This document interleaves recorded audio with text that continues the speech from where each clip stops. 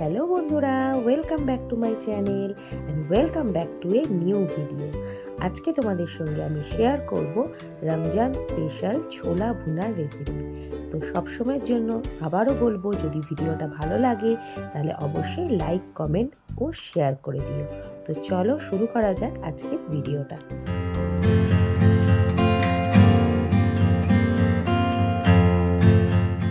দেখো, প্রথমেই আমি ছোলা আর আলুটাকে প্রেসারে ভালো করে সেদ্ধ করে নেব। তো একটা সিটি দিয়ে নিয়েছিলাম আর সামান্য নুনও দিয়েছি। এরপরে দেখো, এই আলু সেদ্ধও হয়ে গেছে আমার। আলুগুলোকে টুকরো টুকরো করে কেটে নিয়েছি। তারপরে শসা, পেঁয়াজ, কাঁচা লঙ্কা আর লেবু কেটে নিয়েছি। আর এই ছোলাটাকে সেদ্ধ করে আমি জল ঝরিয়ে রেখেছিলাম। তো কতটা সেদ্ধ হয়েছে দেখো, তোমাদেরকে আমি দেখিয়ে দিচ্ছি। তো দেখো, খুব সুন্দরভাবে ছোলাটা সেদ্ধ হয়ে গেছে। আর আমি কিছুটা স্লাইস করা পেঁয়াজও এখানে কেটে নিয়েছি এটাকে তৈরি করবার জন্য। তো চলো, এরপরে দেখো কড়াইয়ে আমি তেল দিয়ে নিয়েছি। এবার তেলটা গরম হয়ে গেলে তার মধ্যে দিয়ে দিলাম আমি কিছুটা জিরে। তো জিরে ফোড়ন দেওয়ার পরে আমি এই ছোলা সিদ্ধটাকে ওর মধ্যে দিয়ে দেবো।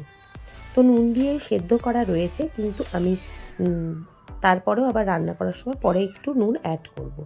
এরপরে টুকরো করা যে সেদ্ধ করা আলুটা ছিল সেইটাও আমি ওর মধ্যে দিয়ে দিলাম। তো এটা খেতে কিন্তু খুবই সুন্দর হয়। তো রমজানে এই ছোলা ভুনাটা কিন্তু তৈরি করা হয়েই থাকে।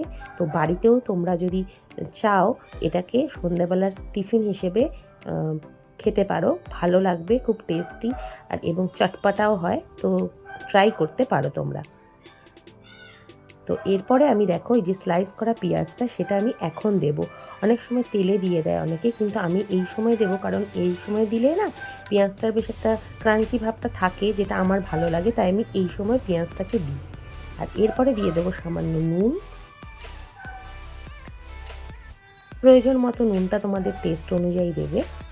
এরপরে আর কিছু কিছু মশলা আমি দেবো। আর দিয়ে দেবো হলুদ গুঁড়ো,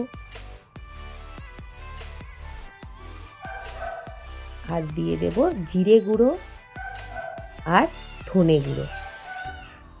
তো যে পরিমাণ করবে সেই পরিমাণ অনুযায়ী জিরে গুঁড়ো, ধনে গুঁড়োগুলো অল্প অল্প করে দিয়ে দিতে হবে। আর তার সাথে দিয়ে দেব সামান্য লঙ্কার গুঁড়ো। এই দেখো, সামান্য লঙ্কার গুঁড়ো আমি দিয়ে দিলাম। এরপরে এটাকে ভালো করে আমি নেড়ে চেড়ে ভেজে নেব। এটা দেখতে দেখতে বলে রাখি, যারা নতুন বন্ধু আমার চ্যানেলে এসেছো অবশ্যই চ্যানেলটাকে সাবস্ক্রাইব করে পাশে থাকা বেল আইকনের অল নোটিফিকেশানটা অন করে দিও, যাতে নতুন নতুন ভিডিওর নোটিফিকেশানটা পৌঁছে যায় সবার আগে তোমার কাছে। তো দেখো, এটাকে দিয়ে ভালো করে আমি নেড়ে চেড়ে সুন্দর করে মিক্সড করে নেব।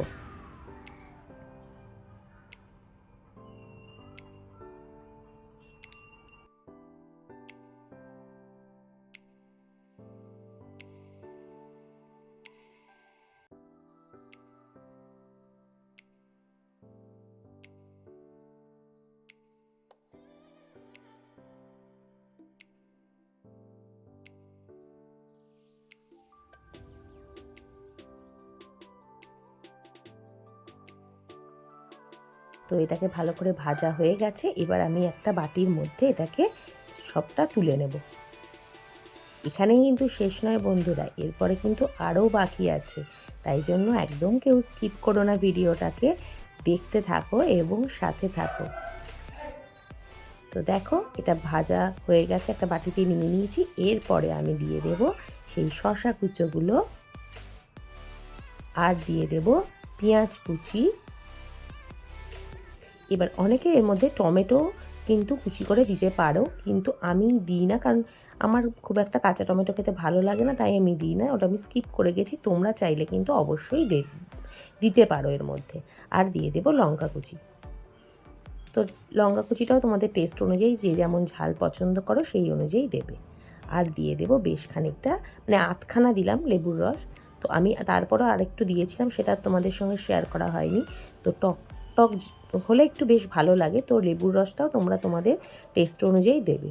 আর দিয়ে দেবো সামান্য একটু নুন, কারণ যেহেতু আমি এই পেঁয়াজ কুচি, শসা কুচিগুলো দিয়েছি আর লেবুর রসটা দিয়েছি, তার জন্য একটু নুন আমি দিয়ে দিলাম। সেটা তোমরা বিট নুন ইউজ করবে। তো দেখো ব্যাস হয়ে গেল। এবার এটাকে ভালো করে মিক্সড করে নিলাম, একদম রেডি। আর একটু গার্নিশের জন্য আমি ধনেপাতা কুচি উপর থেকে ছড়িয়ে দিলাম। কেমন দেখতে হয়েছে বলো, খেতেও কিন্তু দারুণ হয়েছে।